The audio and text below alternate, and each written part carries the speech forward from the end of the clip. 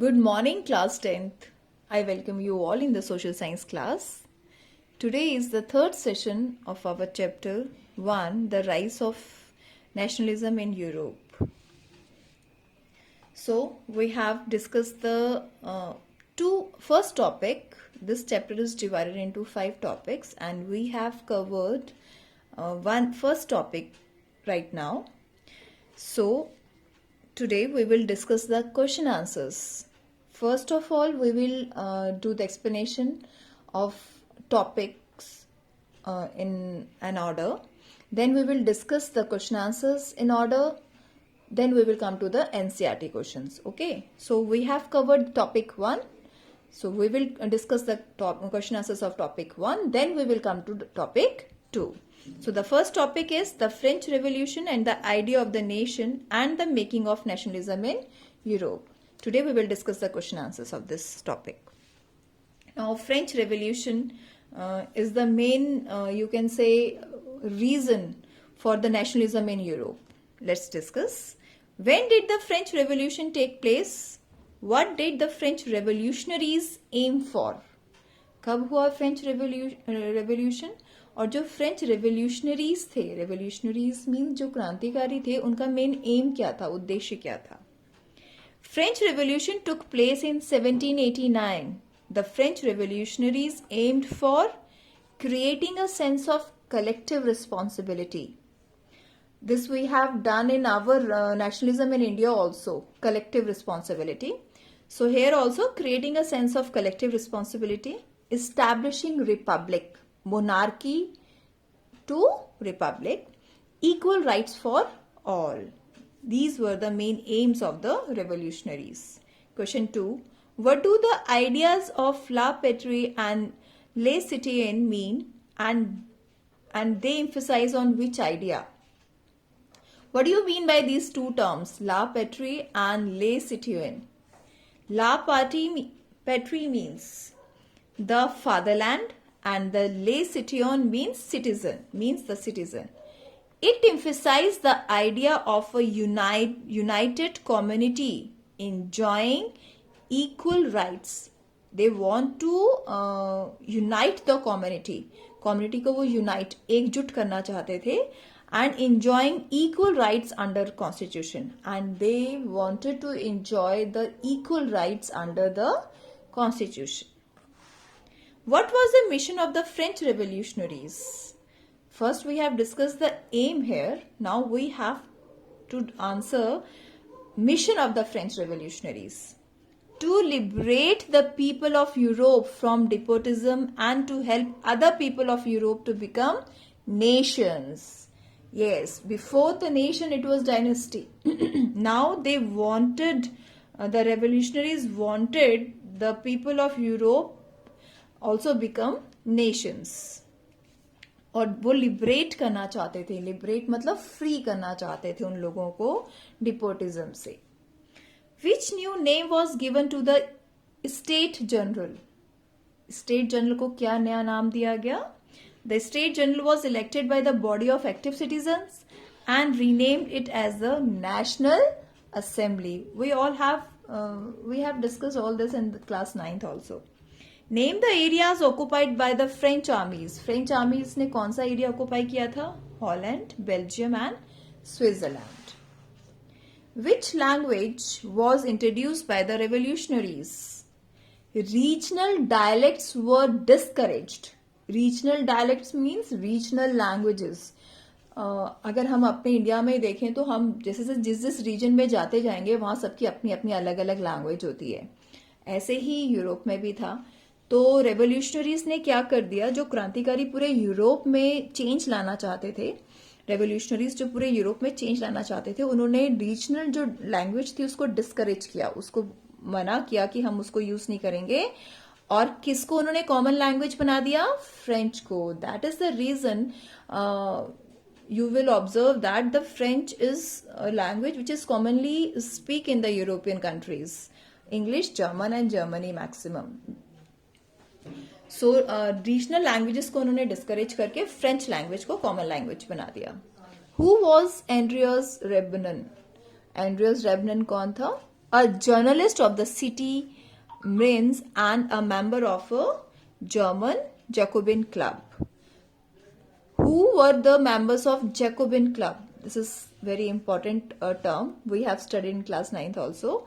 Students and educated middle class people are the members of Jacobin club. जो पढ़े लिखे लोग थे और जो मिडिल क्लास के एजुकेटेड लोग थे वो जैकोबिन क्लब के मेंबर्स थे. What does centralized administration mean? What do you mean by centralized administration? Uniform laws for all citizens within its territory. Within its territory means आपका वो एरिया, आपका वो क्षेत्र, उस क्षेत्र में सबके लिए यूनिफॉर्म लॉज हो, सब सिटीजन्स के लिए यूनिफॉर्म लॉज मीन्स एक जैसे, सेम, इक्वल. जिस टेरिटरी में आप रह रहे हो वहां के सिटीजन्स को एक जैसे लॉज होने चाहिए. That is centralised administration, right. Which flag was chosen to unify a sense of collective identity? Which flag was chosen to unify? कौन सा फ्लैग चुना गया यूनिफाई करने के लिए, मतलब हमारे अंदर कलेक्टिव आइडेंटिटी को यूनिफाई करने के लिए, एक करने के लिए. A new French flag, the tricolor was chosen to replace the formal royal standard. इस रेवोल्यूशन से पहले क्या था? मोनार्की थी, रॉयल रूल था. तो उस फॉर्मर पुराने रॉयल स्टैंडर्ड के फ्लैग को फ्रेंच फ्लैग जो एक ट्राई कलर का था, न्यू फ्रेंच फ्लैग जो ट्राई कलर का था, वो चूज किया गया.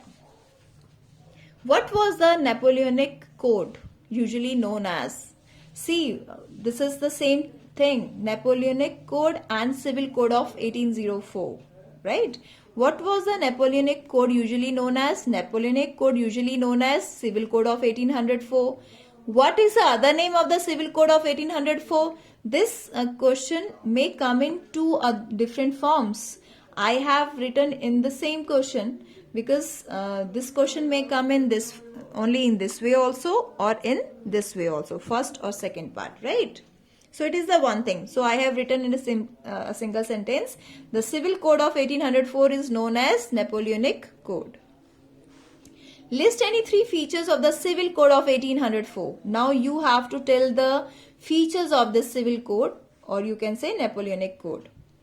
It did away with all the privileges based on birth.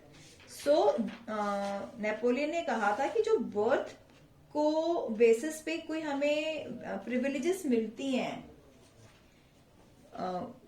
Privileges means जो मौका मिलता है, यू कैन से, हम कहते हैं ना कि यार वो तो मोदी जी का बेटा है, उसको तो ये मिल जाएगा, that is.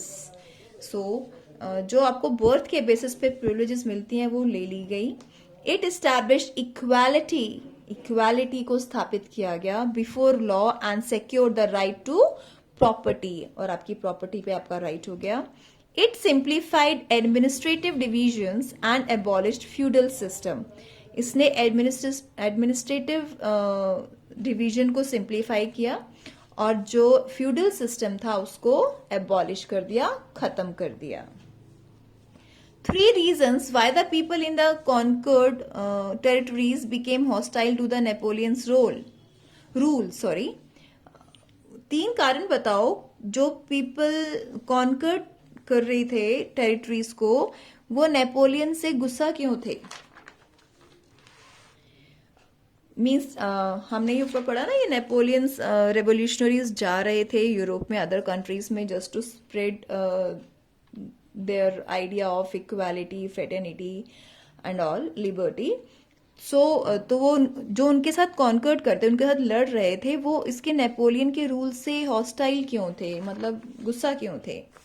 Because of increase taxation. Tax बहुत बढ़ा रही थी वो आर्मी. सेंसरशिप मतलब किसी चीज पे रोक लगाना, उन पे कहीं किसी चीज पे उनको सेंसर किया जाता था. Forced recruitment into the French आर्मीज, और लोगों को जबरदस्ती आर्मी में forced recruitment. We have this point is in our nationalism in India also, कि उनको जबरदस्ती आर्मी में रिक्रूट किया जाता था, भर्ती किया जाता था. Which states welcomed the French armies? किन स्टेट्स ने फ्रेंच आर्मीज को वेलकम किया? Brussels, Milan, Mainz, Warsaw. In which battle Napoleon was defeated in 1813. अब 1813 में नेपोलियन की कहाँ हार हुई? The battle of Leipzig in 1813. This is you have to remember where he was defeated.